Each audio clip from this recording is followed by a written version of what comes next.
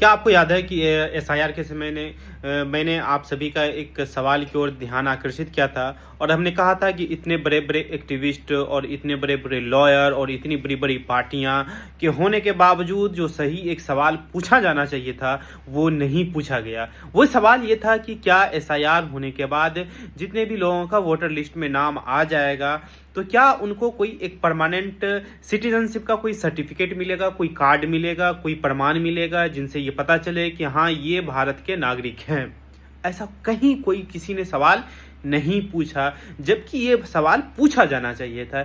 इसलिए कि इतनी बड़ी एक्टिविटी आप कर रहे हैं, इतना बड़ा आप काम कर रहे हैं, आप एक लिस्ट निकाल रहे हैं जिसमें कह रहे हैं कि वोटर आईडी कार्ड जो पहले से आपके पास में उसकी कोई अहमियत नहीं, अगर आपके पास में आधार कार्ड है इससे पहले तो उसकी कोई अहमियत नहीं, आपके पास में पैन कार्ड है उसकी कोई अहमियत नहीं, बैंक पासबुक है उनकी कोई अहमियत नहीं। आपको सिटीजनशिप साबित करना है ताकि आपका वोटर लिस्ट में नाम इंक्लूड हो। तो भाई जब इतना सारा काम कर रहे हैं तो आपने उनके लिए ये क्यों नहीं कोई प्रोविजन रखा कि जिन लोगों का भी वोटर लिस्ट में नाम आएगा वो ऑटोमेटिक भारत के नागरिक हो जाएंगे, फिर इस पे कोई सवाल नहीं होगा, क्योंकि जितने भी काम हो रहे हैं ये बड़े ही प्यार से हो रहे हैं, बड़े ही सिस्टमेटिक तरीके से हो रहे हैं। बीएलओ घर घर जाके कर रहे हैं, बीएलओ एक एक चीज़ का वेरिफिकेशन कर रहे हैं, इसके कई स्टेप्स हैं। इतने सारे होने के बावजूद भी आज देख रहे हैं गृह मंत्रालय क्या कह रहे हैं कि इसके बाद हम सिटीजनशिप चेक करेंगे। अब बताएं कि भारत के नागरिकों के साथ क्या क्या होगा। करोड़ों रुपए बहाए गए एसआईआर पे, सिर्फ कई हजारों करोड़ बहाए गए होंगे।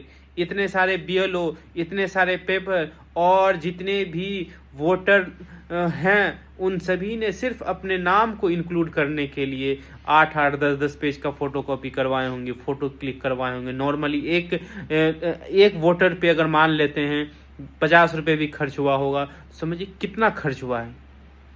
सिर्फ एक एक्टिविटी जो ऑनलाइन भी किया जा सकता था, जिनके लिए कोई चार्ज नहीं, कहीं कुछ नहीं देना पड़ता, किन्हीं को कोई खर्च नहीं होना पड़ता, सिर्फ अपने मोबाइल से अपने डॉक्यूमेंट्स को अपलोड करते उनका काम हो जाता।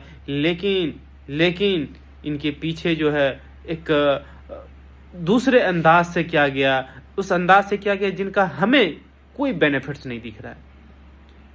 और न केंद्र सरकार के, न एसआईआर आपके इलेक्शन कमीशन ऑफ इंडिया के, उनकी बातें में छोड़िए।